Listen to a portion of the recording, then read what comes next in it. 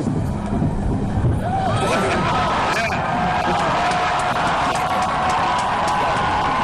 Are you prepared to take the oath, Senator? I am. I, Barack Hussein Obama, do solemnly swear I, Barack Hussein Obama, do solemnly swear that I will execute the office of President to the United States faithfully, that I will execute faithfully the office of President of the United office of President of the States, United States faithfully, and will, to the best of my ability, preserve, protect, and defend the Constitution of the United States. Preserve, protect, and defend the Constitution of the United States. So help you God. So help me God. Congratulations, Mr. President.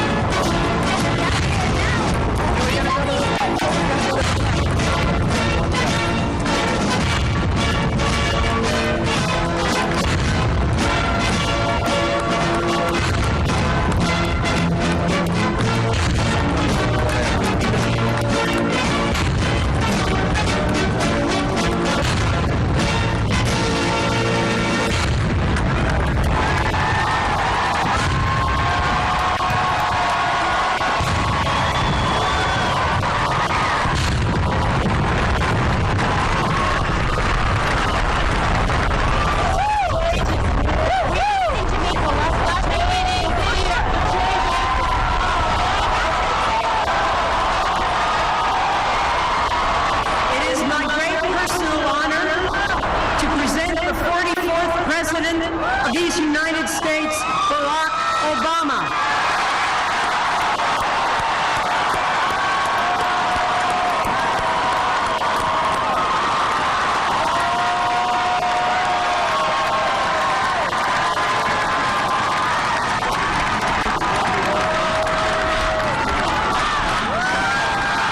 Thank you. Thank you.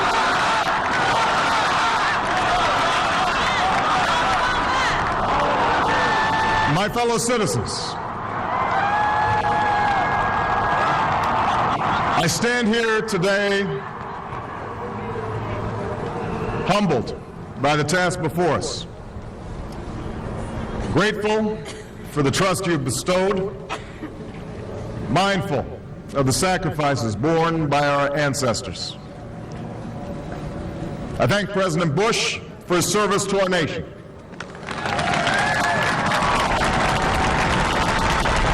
As well as the generosity and cooperation he has shown throughout this transition. 44 Americans have now taken the presidential oath. The words have been spoken during rising tides of prosperity and the still waters of peace. Yet, every so often, the oath is taken amidst gathering clouds and raging storms. At these moments, America has carried on not simply because of the skill or vision of those in high office, but because we, the people, have remained faithful to the ideals of our forebears and true to our founding documents. So it has been, so it must be with this generation of Americans. That we are in the midst of crisis is now well understood. Our nation is at war against a far-reaching network of violence and hatred. Our economy is badly weakened, a consequence of greed and irresponsibility on the part of some, but also our collective failure to make hard choices and prepare the nation for a new age. Homes have been lost, jobs shed, businesses shuttered. Our health care is too costly, our schools fail too many, and each day brings further evidence that the ways we use energy strengthen our adversaries and threaten our planet. These are the indicators of crisis, subject to data and statistics. Less measurable, but no less profound, is a sapping of confidence across our land. A nagging fear that America's decline is inevitable, that the next generation must lower its sights.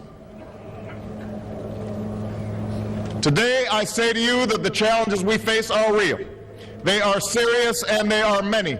They will not be met easily or in a short span of time. But know this, America, they will be met.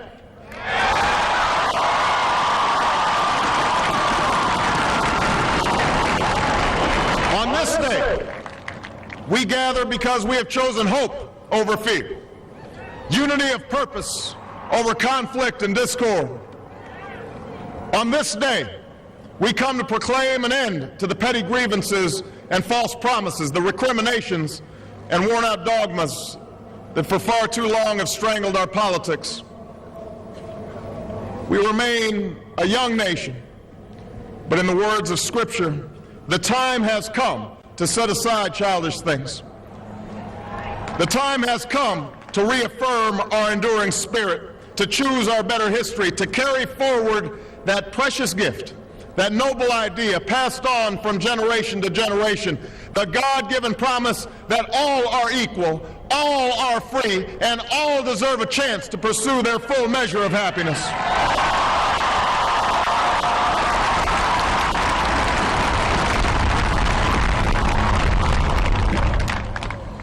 In reaffirming the greatness of our nation, we understand that greatness is never a given. It must be earned. Our journey has never been one of shortcuts or settling for less. It has not been the path for the faint-hearted, for those who prefer leisure over work or seek only the pleasures of riches and fame. Rather, it has been the risk-takers, the doers, the makers of things, some celebrated, but more often men and women obscure in their labor, who have carried us up the long, rugged path towards prosperity and freedom. For us, they packed up their few worldly possessions and traveled across oceans in search of a new life. For us, they toiled in sweatshops and settled the West, endured the lash of the whip, and plowed the hard earth. For us, they fought and died in places like Concord and Gettysburg, Normandy, and Quezon. Time and again, these men and women struggled and sacrificed and worked till their hands were raw so that we might live a better life. They saw America as bigger than the sum of our individual ambitions, greater than all the differences of birth or wealth or faction.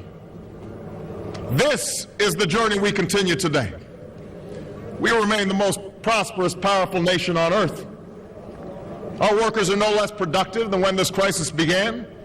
Our minds are no less inventive, our goods and services no less needed than they were last week or last month or last year. Our capacity remains undiminished, but our time of standing pat, of protecting narrow interests and putting off unpleasant decisions, that time has surely passed. Starting today, we must pick ourselves up, dust ourselves off, and begin again the work of remaking America.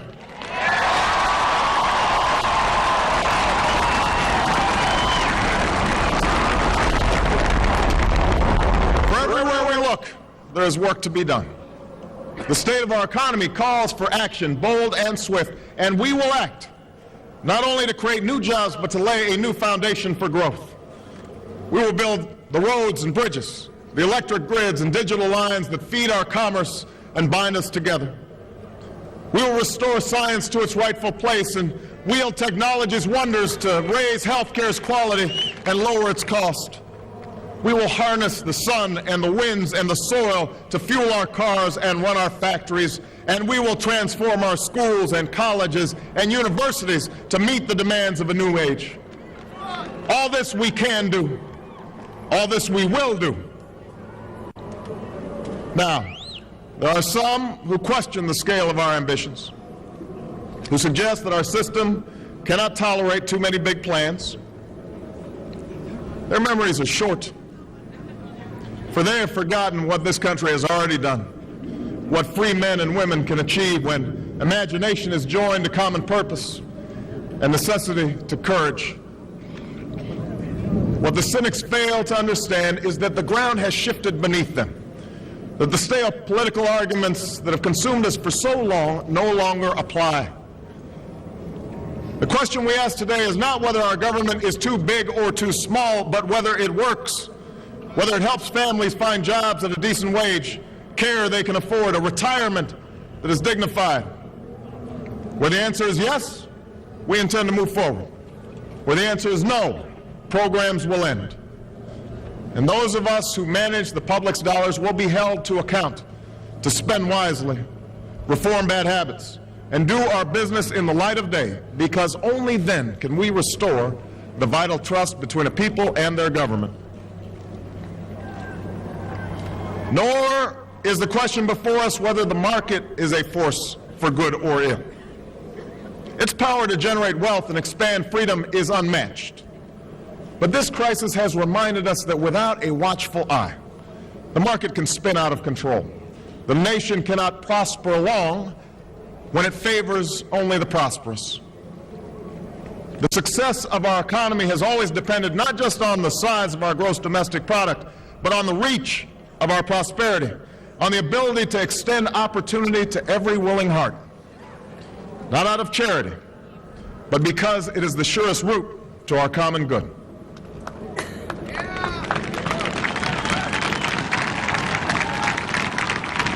As for our common defense, we reject as false the choice between our safety and our ideals. Our founding fathers, faced with perils that we can scarcely imagine, drafted a charter to assure the rule of law and the rights of man, a charter expanded by the blood of generations. Those ideals still light the world, and we will not give them up for expedience sake. And so, to all the other peoples and governments who are watching today, from the grandest capitals to the small village where my father was born, know that America is a friend of each nation and every man, woman, and child who seeks a future of peace and dignity, and we are ready to lead once more.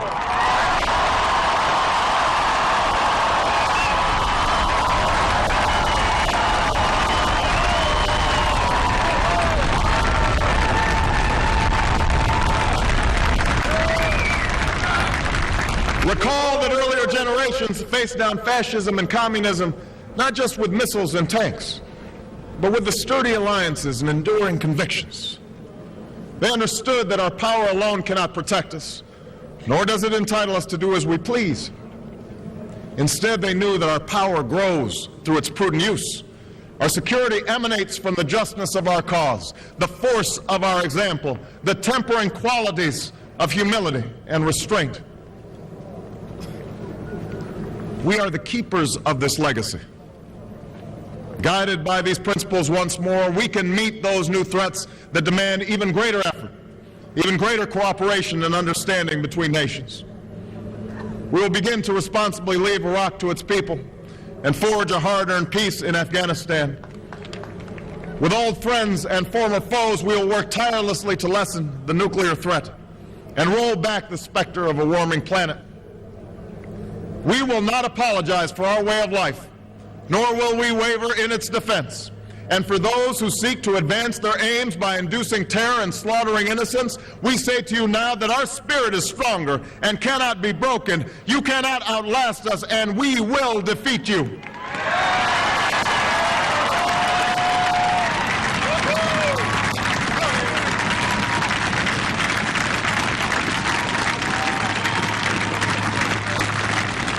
For we know that our patchwork heritage is a strength, not a weakness. We are a nation of Christians and Muslims, Jews and Hindus, and non-believers. We are shaped by every language and culture, drawn from every end of this earth. And because we have tasted the bitter swill of civil war and segregation and emerged from that dark chapter stronger and more united, we cannot help but believe that the old hatreds shall someday pass, that the lines of tribes shall soon dissolve, that as the world grows smaller, our common humanity shall reveal itself, and that America must play its role in ushering in a new era of peace. To the Muslim world, we seek a new way forward based on mutual interest and mutual respect. To those leaders around the globe who seek to sow conflict or blame their society's ills on the West, know that your people will judge you on what you can build, not what you destroy. To those who cling to power through corruption and deceit and the silencing of dissent, know that you are on the wrong side of history, but that we will extend a hand if you are willing to unclench your fist. To the people of poor nations, we pledge to work alongside you to make your farms flourish and let clean waters flow, to nourish starved bodies and feed hungry minds. And to those nations like ours that enjoy relative plenty, we say we can no longer afford indifference to the suffering outside our borders, nor can we consume the world's resources without regard to effect. For the world has changed, and we must change with it. As we consider the road that unfolds before us, we will remember with humble gratitude those brave Americans who, at this very hour, patrol far-off deserts and distant mountains. They have something to tell us, just as the fallen heroes who lie in Arlington whisper through the ages.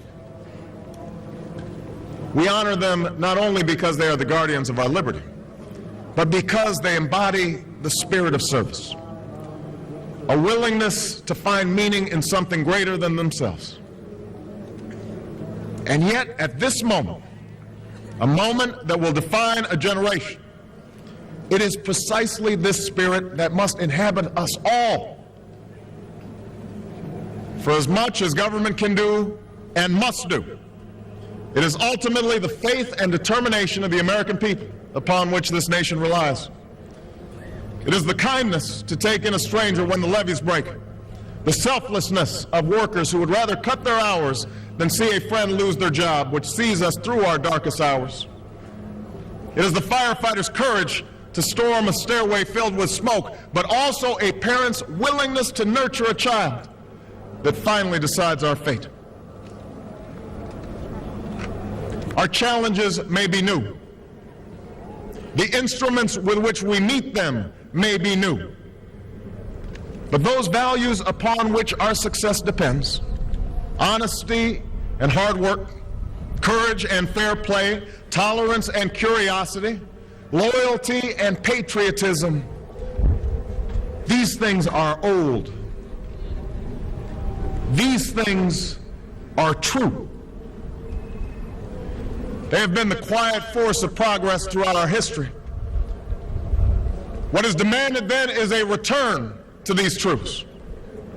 What is required of us now is a new era of responsibility, a recognition on the part of every American that we have duties to ourselves, our nation, and the world, duties that we do not grudgingly accept, but rather seize gladly, firm in the knowledge that there is nothing so satisfying to the spirit, so defining of our character, than giving our all to a difficult task. This is the price and the promise of citizenship.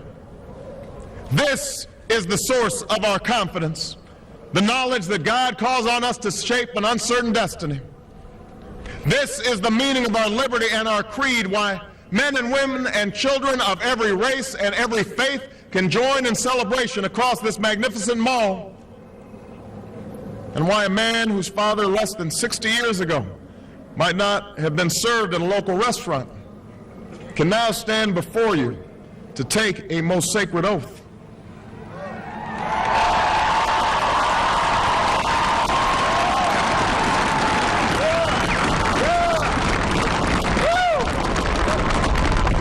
So let us mark this day with remembrance of who we are and how far we have traveled. In the year of America's birth, in the coldest of months, a small band of patriots huddled by dying campfires on the shores of an icy river. The capital was abandoned. The enemy was advancing. The snow was stained with blood. At a moment when the outcome of our revolution was most in doubt, the father of our nation ordered these words be read to the people. Let it be told to the future world that in the depth of winter, when nothing but hope and virtue could survive, that the city and the country, alarmed at one common danger, came forth to meet it. America, in the face of our common dangers, in this winter of our hardship, let us remember these timeless words. With hope and virtue, let us brave once more the icy currents and endure what storms may come. Let it be said by our children's children that when we were tested, we refused to let this journey end, that we did not turn back nor did we falter, and with eyes fixed on the horizon and God's grace upon us, we carried forth that great gift of freedom and delivered it safely to future generations. Thank you. God bless you. And God bless the United States of America.